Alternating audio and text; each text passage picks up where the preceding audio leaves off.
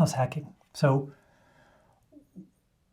let's look at the top 3 expenses for most people. Give me an idea of what one of the top expenses is. Rent. So let's just say housing. Yeah, mortgage, rent. So that both covered in housing. Yep. I agree that's a big one. What else? So you just pay for your mortgage and rent, and then there are really no other expenses? Utilities, yeah, food is often a large one. Car, so transportation. And then there's one that's larger than all 3 of these.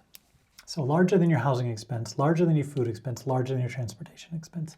Education for kids, someone says, maybe. So some of you are seniors. You probably have jobs. You're gonna, let's just say next year when you have a full year working. So you have a full year working, you're gonna be spending some money on housing, some money on food, some money on transportation. And then my claim is you're gonna have a larger expense for something other than all 3 of these, even though you don't have kids. Maybe some of you do have kids, I don't know, or will by then. We got an answer. Taxes. Taxes are usually your number 1 expense. Often you don't notice it because when we look at income, often we're looking at take-home income, right? As opposed to your actual nominal income. And we have tax withholding in this country, so your federal and state income taxes are normally coming out of that, as is your Social Security, as is your Medicare.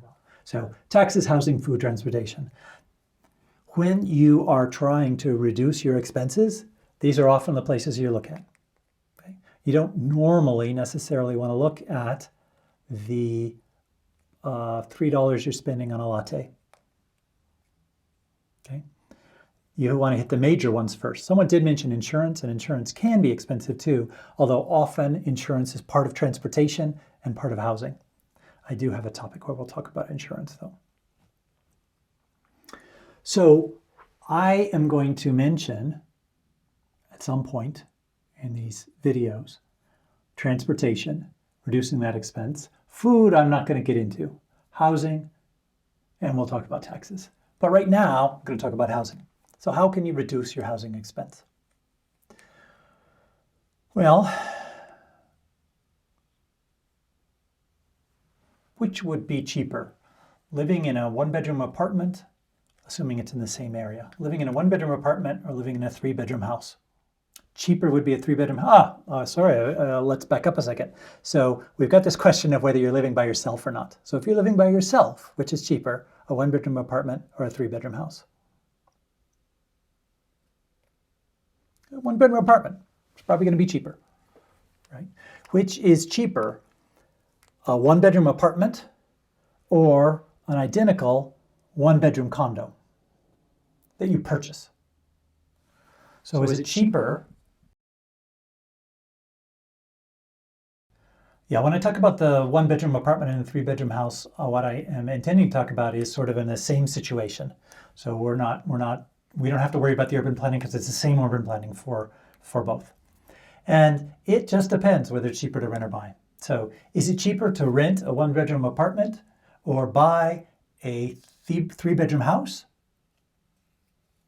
Oftentimes, it's cheaper to rent, assuming you're living by yourself. One of the house hacking things you could do, though, is you can have other people help pay your mortgage by getting roommates. Right? So in a 3-bedroom house, and the nice thing about you guys is you are all used to sharing a place to live, right? Maybe, I don't know, more or less, whether you are sharing more, we're sharing more in the dorms, or are sharing more now that you're no longer in the dorms. But sometimes it's cheaper to rent, sometimes it's cheaper to buy identical housing. If you don't have identical housing, then often it's more expensive to buy, because often when people buy, they buy more expensive places to live than they were otherwise renting. So often people will move from a small apartment to a large house. So one thing that you can do is keep your housing expenses low. Live more like a student than like a professional. Now, once you guys graduate, okay, ignoring the folks who go on to grad school, but then eventually they'll become professionals, right? Either academic or in industry. But as a especially beginning professional, you have a large opportunity to save on housing expenses. And one way to save on housing expenses is share housing.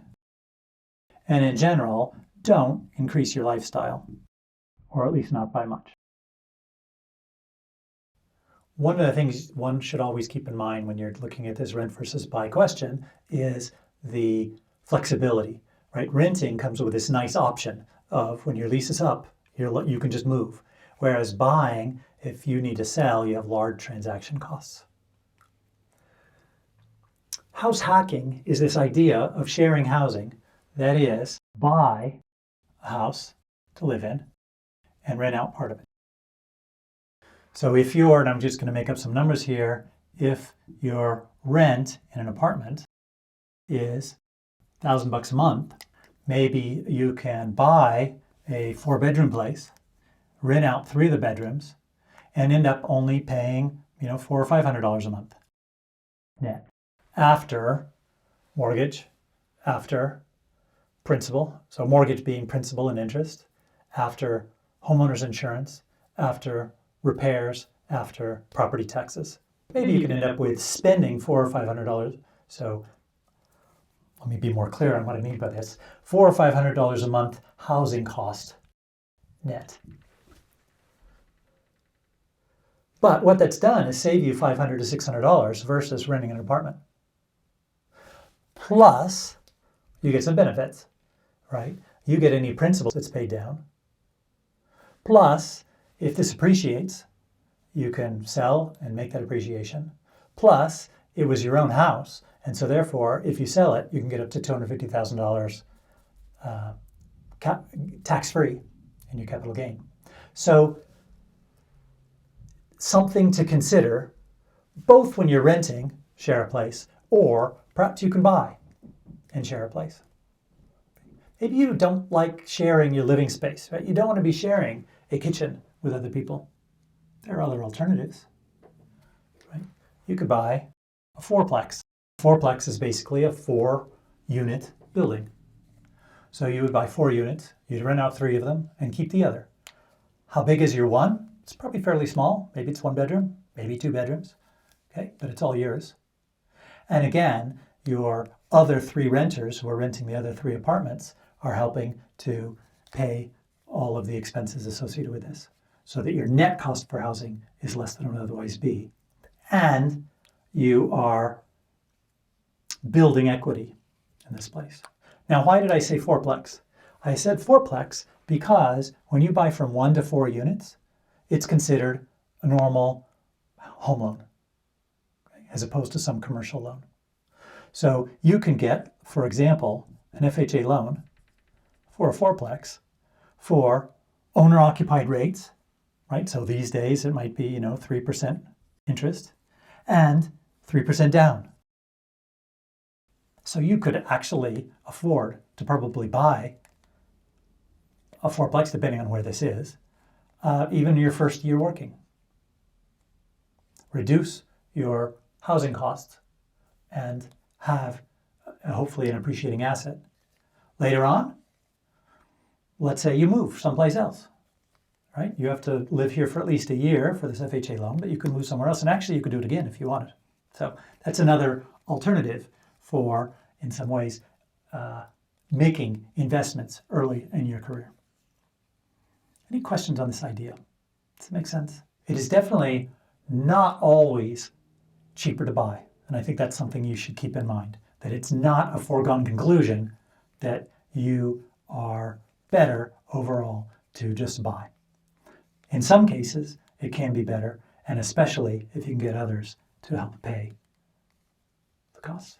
So if you move to a new place, then what happens to the mortgage that you've paid and stuff? Like, what happens to it? So what would happen is now instead of having 3 renters, you get a 4th renter, right? So you have 4 renters in this place. You're still paying your mortgage, so you have the same principal and interest payments, you have the same taxes, you have the same insurance that you'd have to be paying. Actually, the taxes is not, the property taxes would be the same, the insurance would be the same. But all of a sudden now it's no longer owner-occupied. But it is a standard thing to buy a house, with the intention of moving in, move in, live there, and at some point move out. And when you move out, you get to keep the loan. I assume you haven't sold the house. Does that make sense? Yeah.